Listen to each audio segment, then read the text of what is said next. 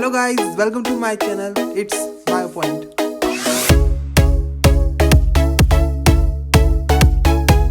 Hello everyone, welcome to BioPoint. आज हम start करने जा रहे हैं हमारे ह्यूमन हेल्थ एंड डिजीज का लेक्चर नंबर 2।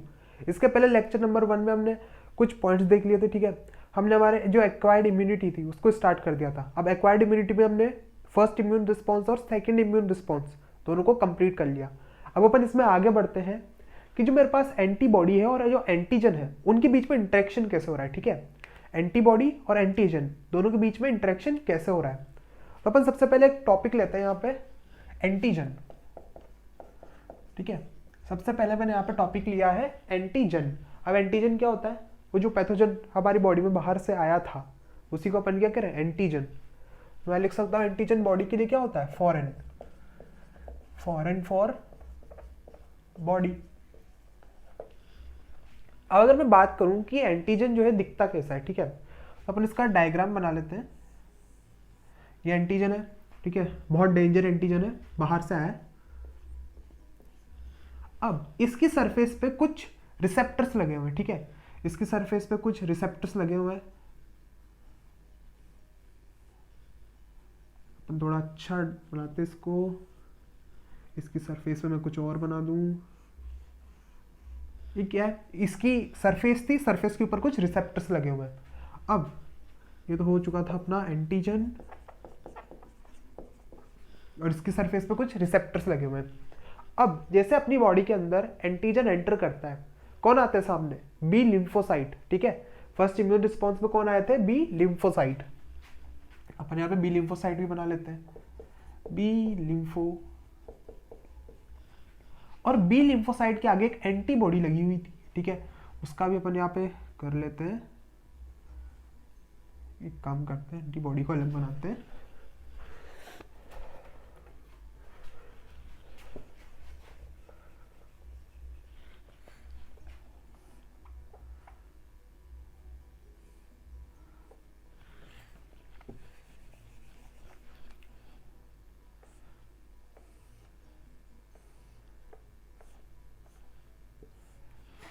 ये मेरे पास आ चुकी है यहाँ पे क्या, बी लिम्फोसाइट सेल, और यहाँ पर मेरे पास क्या है, एंटीबॉडी। अब बात ऐसी है कि एंटीजन, अब एंटीजन का जो पॉइंट है जो इस एंटीबॉडी से टच करता है, ठीक है, यानी कि जब ये एक दूसरे के टच में आते हैं तभी तो अपना काम आगे करेगा। तो इस पॉइंट को मैं कह रहा हूँ एपिटॉप। एपिटॉप, ठीक है, एपिटॉप ये भी हो सकता है, ये भी हो सकता है, ये भी, ठीक, कोई सा भी एपिटॉप हो सकता है। और जो पॉइंट इस एंटीबॉडी का इस एपिटॉप से टच करता है, यानी कि ये वाला पॉइंट, इसको अपन कहेंगे पैराट्रॉप। पैराट्रॉप, ठीक है। एपिटॉप किसका पार्ट है? एंटीजन का। पैराट्रॉप किसका पार्ट है? इस बी लिम्फोसाइट की एंटीबॉडी का। अब इसमें क्या हो रहा है कि एक दूसरे से टच करेंगे, ठीक है, यानी कि एक दूसरे के कांटेक्ट में आएंगे। कांटेक्ट में आने के बाद बी लिम्फोसाइट अपना काम करेगा। क्या काम करता है अपन ने देख रखा है, ठीक है, वैसे अभी वापस देखेंगे उसको। तो मैं यहाँ पे लिख सकता हूँ एपिटॉप के लिए antibody binding site of antigen. Antigen की वो साइट जहां पर एंटीबॉडी बाइंड करती है उसको अपन क्या करें, एपिटॉप। और वहीं अगर मैं पैराटॉप के लिए लिखना चाहूं तो पैराटॉप के लिए इसका उल्टा कर दो। यहां पे अपन लिख सकते हैं antigen binding site on antibody. ठीक है, ये किसके लिए हो गया? पैराट्रॉप के लिए। अब जैसे ये दोनों एक दूसरे के कांटेक्ट में आएंगे, ठीक है, ये दोनों एक दूसरे के कांटेक्ट में आए तो इसको मैं कहता हूं यहां पर एंटीनोजेनिसिटी। इसको अपन क्या कह सकते हैं, जैसे ये दोनों एक दूसरे के कांटेक्ट में आएंगे इसको अपन कह रहे हैं एंटीजेनिसिटी। ठीक है, इसको अपन ने क्या कहते हैं, एंटीजेनिसिटी। अब कांटेक्ट में आ चुके हैं। अब जैसे कांटेक्ट में आएंगे, बी लिम्फोसाइट दो चीजों का प्रोडक्शन कराता है। एक तो क्या, प्लाज्मा सेल, और दूसरा कौन, मेमोरी सेल। मेरे पास दोनों का प्रोडक्शन हुआ। ठीक है, प्लाज्मा सेल किसको बनाते हैं आगे? ये बनाते हैं एंटीबॉडी को। इन्होंने किसको बनाया? एंटीबॉडी को। ठीक है, एंटीबॉडीज का फॉर्मेशन करा रहे हैं। फर्स्ट इम्यून रिस्पॉन्स में कौन बनता है ज्यादा? आईजीएम और आईजीजी। आईजीएम उसमें ज्यादा होगा। सेकेंड इम्यून रिस्पॉन्स में आईजीजी का वैल्यू बहुत ज़्यादा होता है आईजीएम से, ठीक है। तो अपन इसको यहाँ लिख सकते हैं कि एंटीबॉडीज का फॉर्मेशन हो रहा है, उसको अपन कह सकते हैं इम्यूनोजेनिसिटी। तो देखो इसमें स्ट्रक्चर में अपन ने क्या क्या देखा कि मेरे पास एंटीजन था जो क्या है फॉरेन पार्टिकल, ये आया यहाँ पे, इसका वो पॉइंट जो एंटीबॉडी से मतलब टच करता है उसको अपन कह रहे हैं एपिटॉप, और एंटीबॉडी का वो पॉइंट जो इससे टच करता है उसको पैराटॉप, वही अपन ने यहाँ लिखा है। जब ये दोनों एक दूसरे के कांटेक्ट में आते हैं उसको अपन कहते हैं एंटीजेनिसिटी, ठीक। अब एंटीजेनिसिटी के बाद क्या होगा कि भाई ये बनाएगा किसको, प्लाज्मा सेल को और मेमोरी सेल को। प्लाज्मा सेल किसका फॉर्मेशन कराता है, एंटीबॉडी का, उसको अपन ने कहते हैं इम्यूनोजेनिसिटी, ठीक है। तो एंटीजन का ये वैसे अपनी बुक में नहीं था ऐसा, पर अपन ने देख लिया है। अब अपन इसमें आगे चलते हैं कि जो एंटीबॉडी है, ठीक है, ये जो एंटीबॉडी है इसका स्ट्रक्चर कैसा है, ठीक है। इसका जो मेन स्ट्रक्चर है उसको देखेंगे अपन जो हमारी बुक में दिया हुआ है, तो कर लो इसको।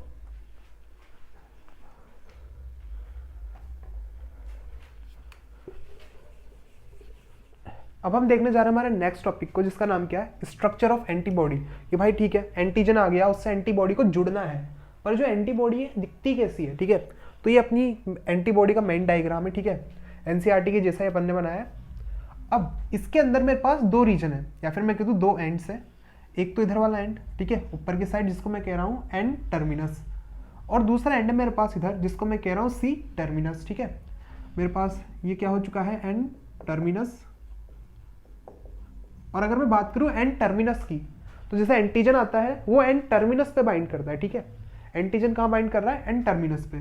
तो एन टर्मिनस पे अपन लिख सकते हैं एंटीजन बाइंडिंग साइट, ठीक है, एंटीजन यहाँ पे बाइंड करता है।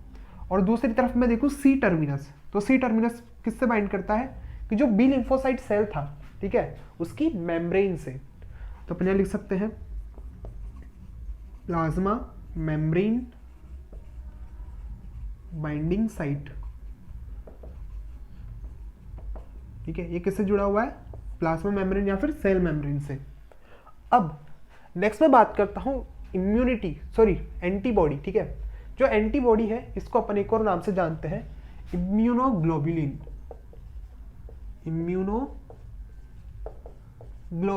ठीक है। इसको अपन ने क्या कह दिया, इम्यूनोग्लोबुलिन। अब ये किससे बना होता है, ग्लाइकोप्रोटीन से।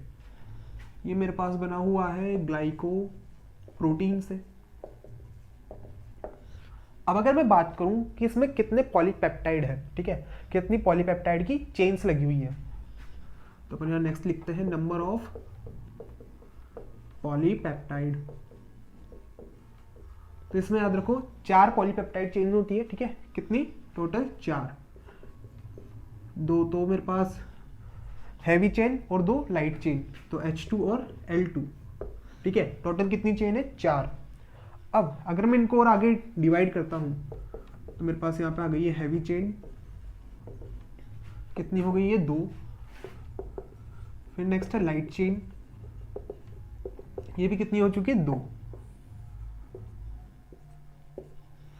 अब इसमें अगर अपन आगे चले तो मेरे पास यहाँ पे बहुत सारे टाइप की एंटीबॉडीज बन सकती है। अगर मैं हैवी की बात करता हूँ तो हैवी के अंदर आ जाएगी मेरे पास IgG, ठीक। IgG के बाद है मेरे पास यहाँ पे IgA, इन सबको भी अपन आगे डिटेल में पढ़ेंगे। फिर IgA के बाद है मेरे पास IgM, IgM के बाद है मेरे पास क्या, IgM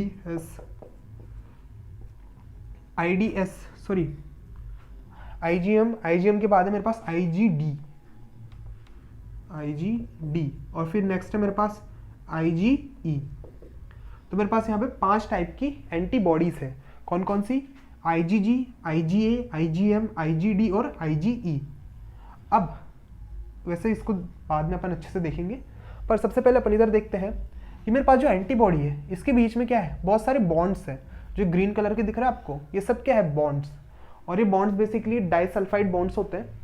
अगर मैं टोटल बॉन्ड्स की बात करूं तो इस डायग्राम के अंदर मेरे पास 16 बॉन्ड्स हैं, ठीक है। डायग्राम में टोटली मेरे पास 16 बॉन्ड्स हैं। अब देखो इधर कि डायग्राम मेरे पास जो दिख रही है ब्लैक कलर की इधर वाली लाइंस, इनको तो मैं कह रहा हूं लाइट चेन। ये क्या हो गई, लाइट चेन, इधर भी लाइट चेन। और ये जो ब्लू कलर का पार्ट है इसको मैं कह रहा हूँ हैवी चेन, ठीक है। ये कौन सी चेन हो गई? Heavy chain. अब आपके पास क्वेश्चन क्या आ सकता है कि number of disulphide bond present between heavy and light chain, कि जो हैवी चेन है और जो लाइट चेन है इनके बीच में कितने डाइसल्फाइड बॉन्ड बने हुए हैं। तो चलो उनको देखते हैं।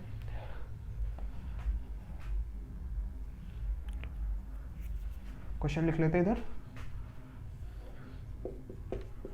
Number of disulphide bonds between two heavy chain. देखो दो हैवी चेन के बीच में कितने डाइसल्फाइड बॉन्ड बने हुए हैं? एक तो ये हो गया, दूसरा ये दोनों हैवी चेन थी ना, इनके बीच में दोनों को जोड़ के रखा है, एक तो इसने और एक इसने। तो मेरे पास टोटल कितने बॉन्ड हो गए यहाँ पर? 2 बॉन्ड। फिर नेक्स्ट क्वेश्चन मेरे पास आता है number of disulphide bonds between, अब ये पूछ रहा है हैवी और लाइट के बीच में, हैवी एंड लाइट चेन। तो देखते हैं हैवी और लाइट चेन के बीच में कितने बॉन्ड बने हुए हैं। लाइट मेरे पास ये है, हैवी वो है। तो देखो लाइट और हैवी के बीच में एक तो ये हो गया, लाइट और हैवी के बीच में एक ये हो गया, तो यहाँ पर भी मेरे पास 2 बॉन्ड बने। फिर नेक्स्ट अगर मैं आगे बढ़ूं कि टोटल कितने मेरे पास यहाँ पर डाइसल्फाइड बॉन्ड्स प्रेजेंट हैं, टोटल डाइसल्फाइड बॉन्ड्स, तो गिन लेते हैं। 1 2 3 4 5, 5 इधर 5 उधर, 10 11 12, ठीक है, 13 14 15 16, ठीक है। तो कितने हो गए? 16 बॉन्ड्स मेरे पास इसमें टोटली बन रहे, ठीक है। ये डाइसल्फाइड बॉन्ड्स है। यहाँ पर मेरे पास एंटीबॉडी का जो स्ट्रक्चर है पूरा कंप्लीट हो गया है, ठीक है। वापस देख लो एक बार, एंटीबॉडी को अपन क्या करें? इम्यूनोग्लोबुलिन किसका बना है? ग्लाइकोप्रोटीन का। कितने पॉलीपेप्टाइड चेन्स होती है? 4, 2 हैवी 2 लाइट, ठीक है। हैवी के अंदर कौन कौन से एंटीबॉडीज आएंगी ये भाई अपन आगे देखेंगे, ठीक है। बस यहाँ नाम याद कर लो, IgG, IgA, IgM, IgD, IgE। सबसे ज़्यादा मिलती है मेरे को अप्रॉक्स 80% तो IgG मिलती है, ठीक है, और सबसे कम मिलेगी IgE, लेस देन 1%। फिर नेक्स्ट क्वेश्चन आ सकता है कि इस एंटीबॉडी का कौन सा पार्ट या फिर कौन सा टर्मिनस मेम्ब्रेन से जुड़ता है। तो अपन ने लिख दिया कौन सा? C टर्मिनस, प्लाज्मा मेम्ब्रेन से जुड़ता है, ठीक है। और N टर्मिनस पे कौन जुड़ता है? एंटीजन। क्लियर है? कितने बॉन्ड्स किस में प्रेजेंट होते हैं ये भी अपन ने देख लिया। स्क्रीनशॉट ले लो, आगे कंटिन्यू करते हैं।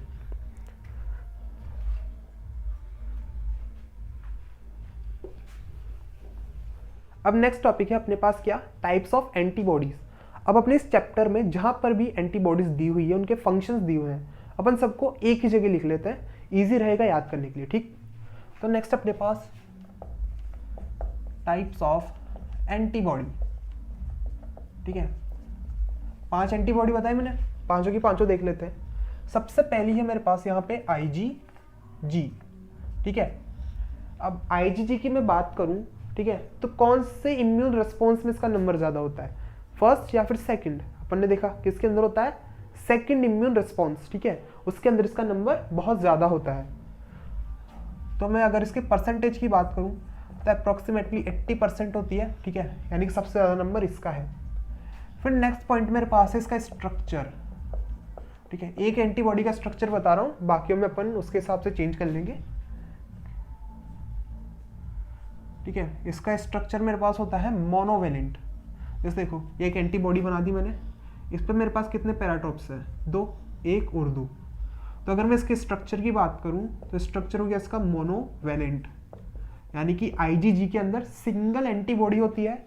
अगर इसके पैराट्रोप्स की बात करूं मैं, पैराट्रोप्स, इसके अंदर पैराट्रोप्स कितने हो जाएंगे? 2, ठीक है। फिर नेक्स्ट में बात करता हूं इसकी साइज की, तो ये स्मॉलेस्ट एंटीबॉडी है, स्मॉलेस्ट एंटीबॉडी, इसीलिए इसका नंबर भी क्या है? बहुत ज़्यादा, ठीक है।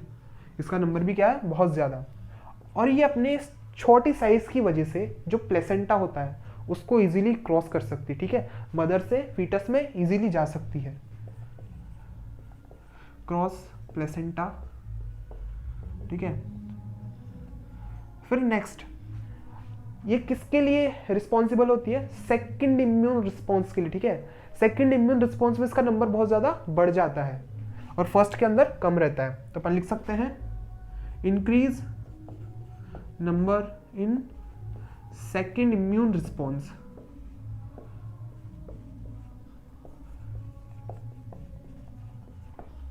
ठीक है, आईजीजी यहाँ पर कंप्लीट हो गया है। क्या स्ट्रक्चर कैसा, मोनोवेलेंट, पैराट्रॉप्स कितने हैं, 2, स्मॉलेस्ट एंटीबॉडी है, ठीक है, प्लेसेंटा को इजीली क्रॉस कर सकती है, किसके लिए रिस्पॉन्सिबल है, सेकंड इम्यून रिस्पॉन्स के लिए। फिर नेक्स्ट में आगे इसमें आगे बढ़ूं तो मेरे पास क्या आएगा, आईजीजी के बाद आईजीए। अब ये 80% थी तो इसका नंबर अराउंड 10 to 15% होता है। ठीक है, अगर मैं इसके स्ट्रक्चर की बात करूं तो जैसे सिंगल था, इसके साथ यहां पर एक एंटीबॉडी और जोड़ दूं। ठीक है, 2 एंटीबॉडी जुड़ चुकी है सरफेस पे। ठीक है, तो ये मोनोवेलेंट स्ट्रक्चर था पहले, अब 2 जुड़ चुकी है तो बायवेलेंट। तो इसका स्ट्रक्चर होता है बायवेलेंट। अब 2 एंटीबॉडी है तो पैराट्रॉप्स कितने हो जाएंगे, 4। तो नेक्स्ट मेरे पास में पैराट्रॉप्स कितने हो चुके हैं, 4। फिर नेक्स्ट आगे चले इसमें, तो ये कहाँ पे प्रेजेंट होती है, तो ये प्रेजेंट होती है हमारी बॉडी के सिक्रीशंस के अंदर। ठीक है, जो बॉडी के सिक्रीशंस होते हैं उनके अंदर ये एंटीबॉडी प्रेजेंट होती है। तो अपन लिख सकते हैं प्रेजेंट इन बॉडी सिक्रीशंस।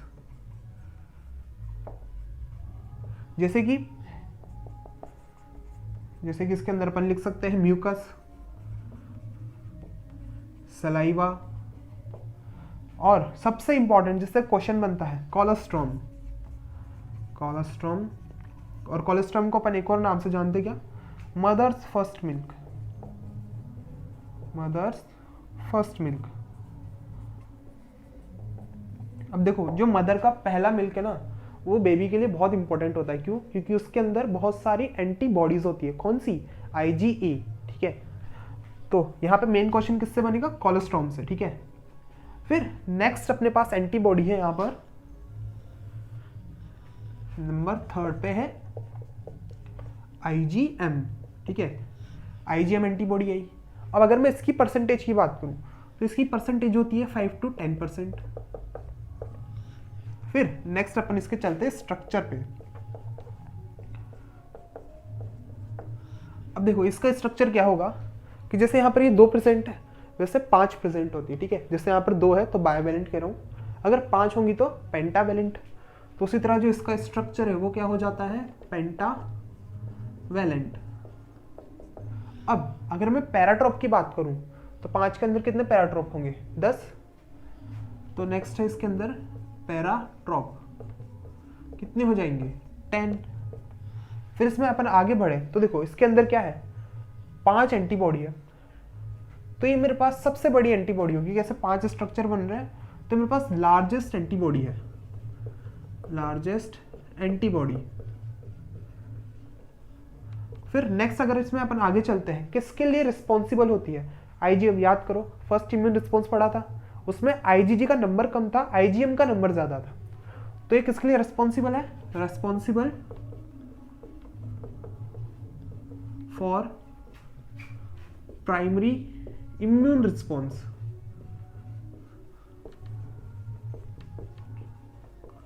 और सेकेंडरी के लिए कौन है, सेकेंडरी के लिए मेरे पास है आईजीजी, प्राइमरी के लिए वो, सेकेंडरी के लिए ये।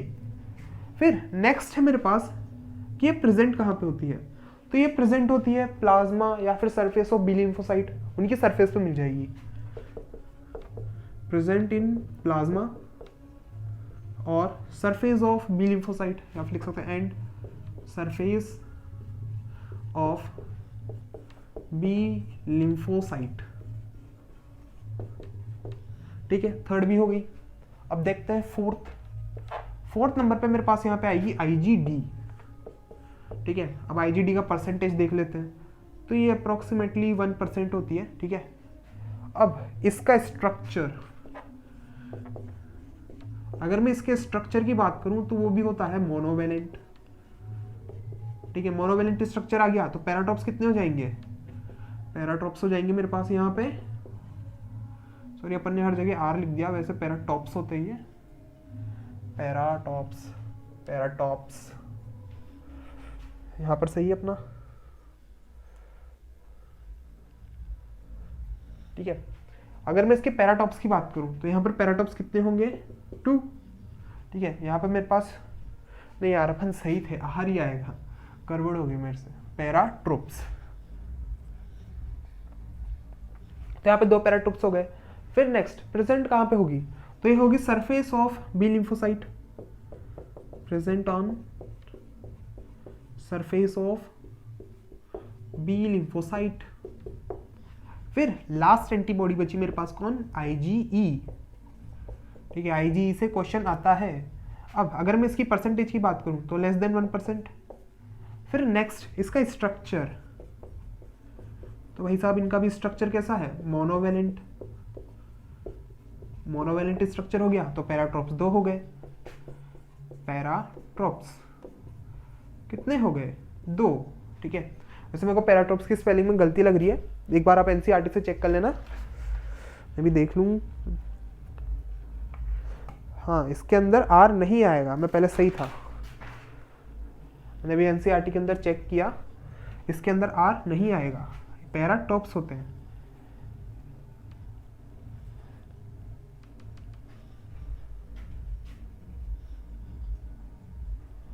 ठीक है, तो इसके अंदर कितना पैराटॉप्स हो गए, 2। और सबसे इंपॉर्टेंट चीज किसके लिए रेस्पॉन्सिबल होती है, तो ये रेस्पॉन्सिबल होती है फॉर एलर्जी, ठीक है। इसका अपन पूरा केस देखेंगे कि एलर्जी कैसे हो रही है। जैसे कि कोई पर्सन है बिना एलर्जी, मतलब उसको कोई एलर्जी नहीं है, उसके केस में क्या होगा, और जो पर्सन जिसको एलर्जी हुई उसके केस में क्या होगा, वो अपन अच्छे से देखेंगे। तो एक बार आप इस एंटीबॉडी को देख लो। एंटीबॉडी में सबसे पहला IgG, स्ट्रक्चर कैसा, मोनोवेलेंट, तो पैराटॉप्स कितने, 2। स्मॉलेस्ट एंटीबॉडी है, प्लेसेंटा को इजीली क्रॉस कर सकती है। नंबर कब बढ़ता है, सेकेंडरी इम्यून रिस्पॉन्स के टाइम पे, ठीक। फिर नेक्स्ट है IgA, स्ट्रक्चर कैसा है, बायवेलेंट, ठीक है। तो पैराटॉप्स कितने हो जाएंगे, 4। प्रेजेंट है किसमें, बॉडी सिक्रीशंस के अंदर। फिर एग्जाम्पल क्या इसके, म्यूकस हो गया, सलाइवा, कोलेस्ट्रॉम, मदर्स मिल्क, सबसे इंपॉर्टेंट। फिर देखो क्वेश्चन इसमें क्या आता है, कोलेस्ट्रॉम के अंदर कौन सी एंटीबॉडी प्रेजेंट है, हो गया यहाँ पे IgA। फिर IgM स्ट्रक्चर पेंटावेलेंट, पैराटॉप्स 10, ठीक। फिर लार्जेस्ट एंटीबॉडी है ये, किसके लिए रेस्पॉन्सिबल है, प्राइमरी इम्यून रिस्पॉन्स के लिए। प्रेजेंट है कहाँ पर, प्लाज्मा या फिर सरफेस ऑफ बी लिम्फोसाइट। फिर IgD कितना है, 1%, स्ट्रक्चर कैसा, मोनोवेलेंट, पैराट्रोप्स कितने हैं, 2। प्रेजेंट कहाँ पर, बी लिम्फोसाइट की सरफेस पे। फिर IgE स्ट्रक्चर कैसा, मोनोवेलेंट, ठीक। पैराट्रोप्स कितने, 2, रेस्पॉन्सिबल फॉर एलर्जी। अब अगर मैं यहाँ से इंपॉर्टेंट पॉइंट्स लिखूँ, ठीक है, या जिनसे क्वेश्चन बनता है, तो मैं इधर लिखता हूँ। यहाँ पे क्वेश्चन क्या बनता है कि एंटीबॉडी रेस्पॉन्सिबल फॉर, ठीक है, मैं सबको ऐसे लिखता हूँ, responsible for secondary immune response. दूसरा क्वेश्चन यहाँ पे बन सकता है responsible for allergy, responsible for allergy present in colostrum, present in colostrum. फिर नेक्स्ट मेरे पास यहाँ क्वेश्चन बन सकता है लार्जेस्ट एंटीबॉडी, ठीक है। लार्जेस्ट एंटीबॉडी कौन होगी, स्मॉलेस्ट एंटीबॉडी कौन होगी। और अगर इसमें अपन और क्वेश्चंस देखें तो यहाँ पे मेरे पास कोलेस्ट्रॉम हो गया, सेकेंड इम्यून रिस्पॉन्स, सब कुछ हो चुका है, ठीक है। यहाँ पे इससे मेरे पास ये सारे क्वेश्चंस बन सकते हैं कि प्राइमरी इम्यून रिस्पॉन्स के लिए कौन सी एंटीबॉडी रिस्पॉन्सिबल है, सेकेंडरी के लिए कौन सी रिस्पॉन्सिबल है, और फिर नेक्स्ट है कि एलर्जी के लिए कौन सी रिस्पॉन्सिबल है और कौन सी कोलेस्ट्रॉम के अंदर प्रेजेंट है, लार्जेस्ट एंटीबॉडी कौन सी है, स्मॉलेस्ट एंटीबॉडी कौन सी है। तो यहाँ से सारे क्वेश्चन मेरे पास बन सकते हैं, ठीक है। इसका आंसर नीचे कमेंट में दे देना, बहुत ईजी सा है, स्क्रीनशॉट ले लो, आगे बढ़ते हैं।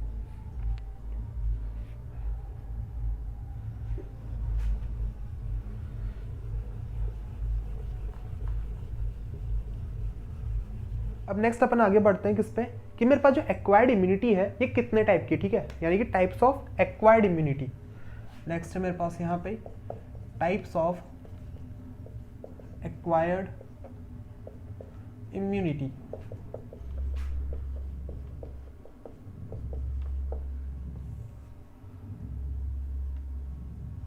अब अपन आगे चलते हैं कि जो एक्वायर्ड इम्यूनिटी मेरे पास दो टाइप की है, कौन कौन सी।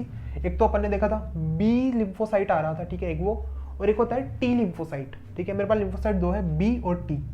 अपन इधर लिखते हैं बी लिम्फोसाइट मीडिएटेड, या फिर लिख दो बी लिम्फ मीडिएटेड इम्यूनिटी,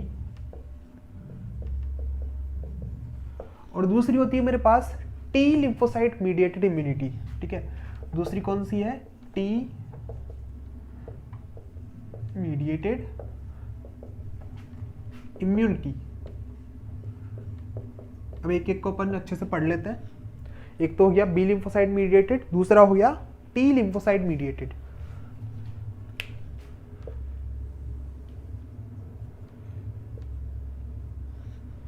अब बात करते हैं अपन बी लिम्फोसाइट मीडिएटेड की, ठीक है। तो अपनी एनसीईआरटी ने इसका एक और नाम दिया हुआ है एंटीबॉडी मीडिएटेड इम्यूनिटी, ठीक है। अपन इसको और क्या लिख सकते हैं, एंटीबॉडी मीडिएटेड इम्यूनिटी, ठीक है। अब बेसिकली क्या हो रहा था कि भाई बी लिम्फोसाइट आया, अटैच हुआ, क्या बनाया, प्लाज्मा सेल, दूसरा मेमोरी सेल। प्लाज्मा सेल ने क्या बनाई, एंटीबॉडीज, और जो मेरे पास मेमोरी सेल था वो कैसा है, इनएक्टिव है अभी। कब आएगा काम, सेकेंड इम्यून रिस्पॉन्स के टाइम पे। तो अपन इसमें लिख सकते हैं कि जो बी लिम्फोसाइट है उसमें क्या हो रहा है, दो चीजें बन रही है मेरे पास। एक तो क्या, प्लाज्मा सेल, दूसरा मेरे पास क्या बना है यहाँ पे, मेमोरी सेल। और भाई जो मेमोरी सेल है फर्स्ट इम्यून रिस्पॉन्स में कुछ काम नहीं कर रही है, कैसी है, इनएक्टिव। और वही मैं बात करूं अगर प्लाज्मा सेल की, तो यहाँ पे क्या हो रहा है, फॉर्मेशन हो रहा है एंटीबॉडी का, फॉर्मेशन ऑफ एंटीबॉडी। अब इसमें मेन याद रखने की क्या चीज है कि जो बी लिम्फोसाइट मीडिएटेड इम्यूनिटी है इसका दूसरा नाम क्या है, एंटीबॉडी मीडिएटेड इम्यूनिटी। अब नेक्स्ट पे अपन चलते हैं टी लिम्फोसाइट, इंपॉर्टेंट चीज है, ठीक है। इसमें तो अपन ने पहले देख रखा है इसको, पर यहाँ पे मेन चीज ये है। अब जैसे इसको अपन कह रहे हैं एंटीबॉडी मीडिएटेड इम्यूनिटी, उसी तरह इसका भी एक और नाम है, उसको अपन कहते हैं सेल मीडिएटेड इम्यूनिटी, यानी कि CMI, ठीक। इसको अपन क्या कह सकते हैं, CMI। अब इसमें अपन आगे चलते हैं कि ये किसके लिए रेस्पॉन्सिबल होती है और इसके अंदर कौन कौन से सेल्स प्रेजेंट होते हैं। तो अगर मैं इसमें लिखना चाहूं तो इसमें मैं लिख सकता हूं responsible for tissue grafting, responsible for tissue grafting. For example कि आपके हाथ की अगर स्किन जल गई हो, ठीक है, तो आपके पैर के वहां की स्किन काट के आपके हाथ पे लगाई जाएगी। उस टाइम पे कौन सी इम्यूनिटी वर्क कर रही है, एक्वायर्ड के अंदर भी कौन सी, टी लिम्फोसाइट मीडिएटेड इम्यूनिटी। इसका पूरा प्रोसेस टिश्यू ग्राफ्टिंग का, अब इसके बाद देखेगा अपन टिश्यू ग्राफ्टिंग, ठीक। अब अगर मैं बात करूं, एक तो ये क्या टिश्यू ग्राफ्टिंग के लिए काम कर रहा है, दूसरा ऑर्गन ट्रांसप्लांटेशन भी अपन इसमें लिख सकते हैं, ऑर्गन ट्रांसप्लांटेशन, ठीक है। एक तो टिश्यू ग्राफ्टिंग हो गया, दूसरा ऑर्गन ट्रांसप्लांटेशन। अब जैसे कि यहाँ पर बी लिम्फोसाइट प्लाज्मा सेल और मेमोरी सेल बनाता है, उसी तरह इसके पास भी कुछ सेल्स प्रेजेंट है। तो इसमें मेरे पास 4 टाइप के सेल्स प्रेजेंट होते हैं। सबसे पहला है मेरे पास TH सेल, ठीक है, या फिर आप इसको कह सकते हो हेल्पर सेल, हेल्पर सेल। फिर नेक्स्ट है मेरे पास यहाँ पर TK सेल, ठीक है, TK, या फिर आप इसको कह सकते हो किलर सेल, किलर सेल। अभी किसको किल करता है, आपको नहीं, ये वर्क करता है कैंसरस सेल्स या फिर इन्फेक्टेड सेल्स के अगेंस्ट, ठीक है। तो अपन यहाँ लिख सकते हैं वर्क अगेंस्ट, एक तो कैंसरस सेल हो गया या फिर कैंसर सेल, और कोई सेल जो वायरस से इन्फेक्टेड है, वायरस इन्फेक्टेड सेल। फिर नेक्स्ट अगर मैं यहाँ पे बात करूं तो मेरे पास यहाँ पे 3rd नंबर पे प्रेजेंट है TH सेल, TS सेल, यानी कि S मतलब सप्रेसर, सप्रेसर, ठीक है, SUPPRE, सॉरी गाइस, अब पड़ोस में ना शादी है थोड़ी, ठीक है, तो उसकी वजह से ही आवाज़ गानों की आ रही है, पर कोई बात नहीं, अपन अपना कंटिन्यू करते हैं कि मेरे पास यहाँ पे नेक्स्ट थर्ड नंबर पे कौन है, टीएस सेल यानी कि सप्रेसर सेल।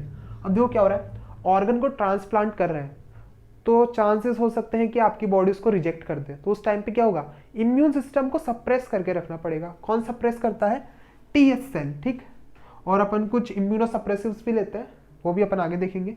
तो टीएस सेल क्या कर रहा है, सप्रेसर की तरह काम कर रहा है। फिर नेक्स्ट है मेरे पास यहाँ पे टी एम सेल, एम यानी कि मेमोरी, ये मेमोरी बना रहे हैं, ठीक है, तो ये हो गया मेरे पास मेमोरी सेल। अब देखो यहाँ पे बात क्या है, 4 टाइप के तो सेल हो गए, 1 2 3 और 4। अब इसमें जो टीएच सेल है, हेल्पर सेल, अब इसको ऐसा मानो कि ये कोई सेनापति है, ठीक है, ये सेनापति इन तीनों को कंट्रोल करता है। अगर इस सेनापति को कुछ हो जाए तो ये तीनों अपने काम नहीं कर पाएंगे अच्छे से, यानी कि बहुत इफेक्टिवली अपने काम को नहीं कर पाएंगे। तो अभी अपन देखेंगे कि एक वायरस होता है जो इनको ख़त्म करता है, इनको ख़त्म करते ही ये सब के सब भाई इधर उधर हो जाते हैं और अपनी इम्यूनिटी हो जाती है लो, ठीक है, अपनी इम्यूनिटी एकदम कम हो जाती है। क्लियर है? तो देखो क्या देखा अपन ने इसके अंदर, types of acquired immunity 2 type की, बी लिम्फोसाइट मीडिएटेड, दूसरी T lymphocyte mediated.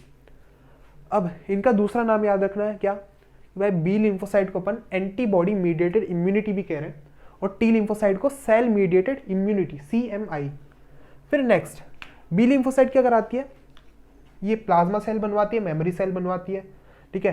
Plasma cell क्या करते हैं, एंटीबॉडी का फॉर्मेशन करते हैं, इसमें इतनी चीज़ें याद रखनी है। फिर नेक्स्ट अगर टी लिम्फोसाइट की बात करूं तो किसके लिए रिस्पॉन्सिबल है, टिश्यू ग्राफ्टिंग या फिर ऑर्गन ट्रांसप्लांटेशन के लिए, ठीक है। और टी लिम्फोसाइट कितने टाइप के मेरे पास, 4, TH, TK, TS, TM, ठीक है। सबकी फंक्शन उनके आगे लिख रखी है।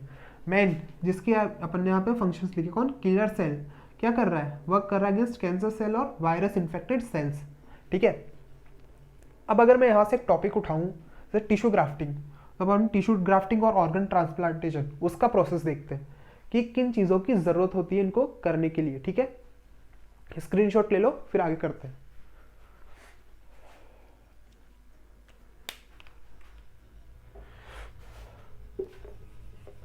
तो वो अपन अपने जो टॉपिक है कौन सा, टिश्यू ग्राफ्टिंग और ऑर्गन ट्रांसप्लांटेशन, उसको देखते हैं।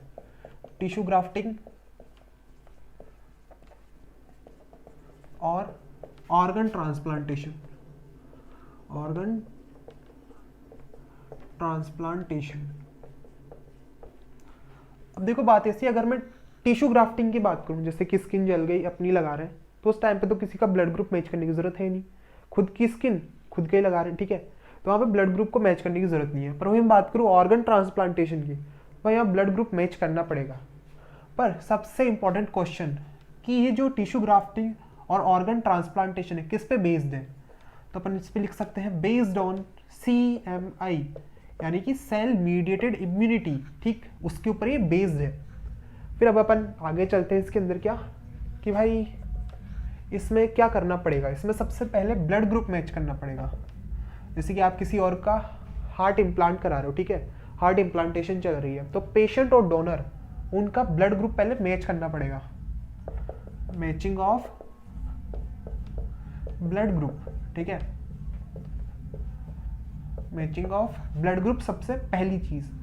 फिर नेक्स्ट ये कुछ प्रोटीन्स होते हैं, ठीक है, MHC, ठीक है, MHC प्रोटीन्स होते हैं या फिर मॉलिक्यूल्स कह सकते हो आप उनको पहले मैच कराना पड़ेगा। तो अपन यहाँ लिख सकते हैं मैचिंग ऑफ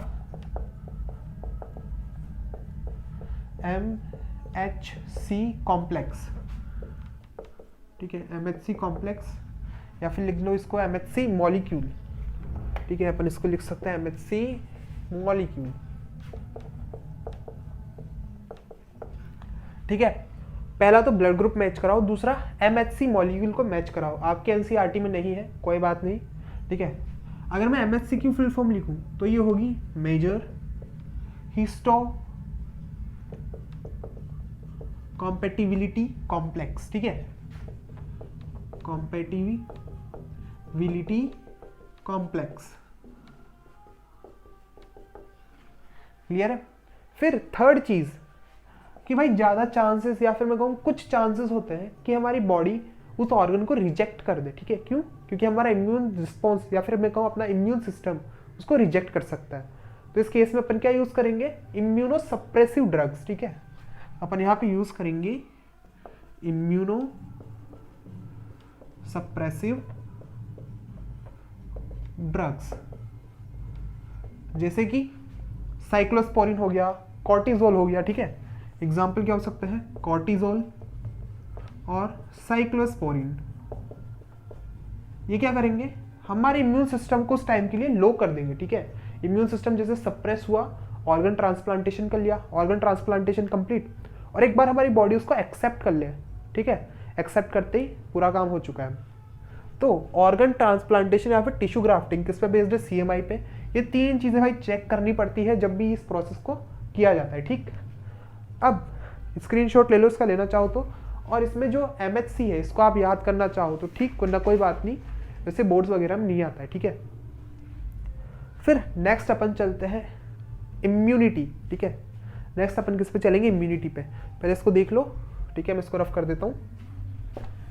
अब नेक्स्ट क्या है अपने पास कि जो एक्वायर्ड इम्यूनिटी है, ठीक है।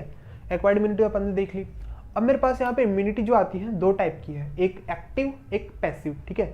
एक होगी एक्टिव इम्यूनिटी, दूसरी पैसिव इम्यूनिटी। तो उसको देख लेते हैं अब। चलो नेक्स्ट टॉपिक है अपना एक्टिव इम्यूनिटी, और उसके बाद है मेरे पास passive immunity and passive immunity. देखो दोनों के बीच में डिफरेंस तो है, अच्छा खासा डिफरेंस है, तो दोनों को अलग अलग कर लेते हैं। एक्टिव को ले लो इधर, पैसिव को भेज दो उधर, ठीक है, और दोनों के बीच में दरार। अब बात करते हैं एक्टिव, ठीक है। एक्टिव से हमारे दिमाग में आता है भाई, मैं जब भी एक्टिव वर्ड सुनता हूँ ना, मेरे दिमाग में आता है कि ATP खर्च हो रही है यहाँ पे, पर यहाँ पे भी वैसा कोई सीन नहीं है। अगर मैं एक्टिव ट्रीटमेंट या फिर सॉरी एक्टिव इम्यूनिटी की बात करूँ तो ये होती है प्रोफाइलैक्सिस के लिए, फॉर प्रोफाइलैक्सिस।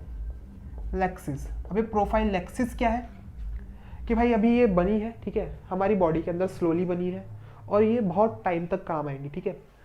हमारी बॉडी में भी धीरे धीरे से बनी है और आगे तक काम आएंगी, यानी कि बहुत टाइम तक काम आएंगी। उसको मैं कह रहा हूँ प्रोफाइलैक्सिस, यानी कि फ्यूचर में वर्क करेंगी। तो यहाँ पर लिख सकते हैं कि एंटीबॉडी जो है खुद होस्ट ने प्रोड्यूस की है, एंटीबॉडी प्रोड्यूस्ड बाय होस्ट, ठीक है, होस्ट ने उसको प्रोड्यूस किया। अब ये कैसे बनी? धीरे धीरे बनी है, स्लो, पर भाई इनका जो इफेक्ट है, ठीक है, इनका जो इफेक्ट है लॉन्ग ड्यूरेशन के लिए होता है। Slow but for long duration, but for long duration, ठीक है। अब अगर मैं इसमें बात करूं कि भाई इसके अंदर मेमोरी सेल होंगे क्या? हाँ, इसके अंदर मेमोरी सेल इन्वॉल्व होते हैं, इन्वॉल्व मेमोरी सेल। जैसे कि एग्जांपल ले लो चिकन पॉक्स का, ठीक है। किसी को पहली बार चिकन पॉक्स हुई, उसके लिए उसकी बॉडी के अंदर क्या बन गई? एंटीबॉडीज बनी, ठीक है। पहले टाइम पे कम बनेंगी, सेकंड के लिए भाई मेमोरी सेल के पास पूरी इंफॉर्मेशन है, सेकंड टाइम पे ज़्यादा बनेंगी, उसको होने नहीं देंगे, ठीक है। तो वही केस यहाँ पर है कि धीरे बनेंगी पर लॉन्ग ड्यूरेशन के लिए चलेगी, मेमोरी सेल्स इन्वॉल्व है। फिर वहीं पे बात करता हूँ अगर पैसिव इम्यूनिटी की,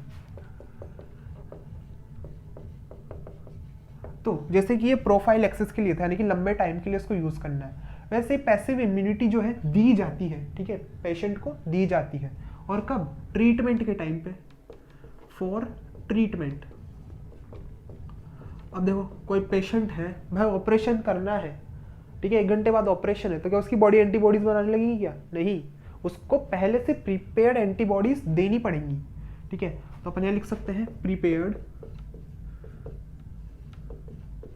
ठीक है, प्रीपेयर्ड एंटीबॉडीज, या फिर लिख दो एंटीबॉडी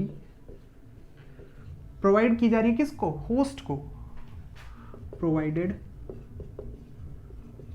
टू होस्ट, ठीक है भाई, होस्ट को एंटीबॉडी मिल चुकी है। उसके बाद कि इसको जैसे दिया, काम कैसे करेंगे? जल्दी, यानी कि फास्ट होंगी पर शॉर्ट ड्यूरेशन के लिए, fast but for short duration. और इधर वाली कैसी थी? स्लो थी और लॉन्ग ड्यूरेशन के लिए थी। फिर नेक्स्ट दी गई है भाई यहाँ पर मेमोरी सेल नहीं बनेंगे, तो यहाँ पर मेमोरी सेल एब्सेंट है, मेमोरी सेल एब्सेंट है। क्लियर है, दोनों के बीच में ये डिफरेंस है।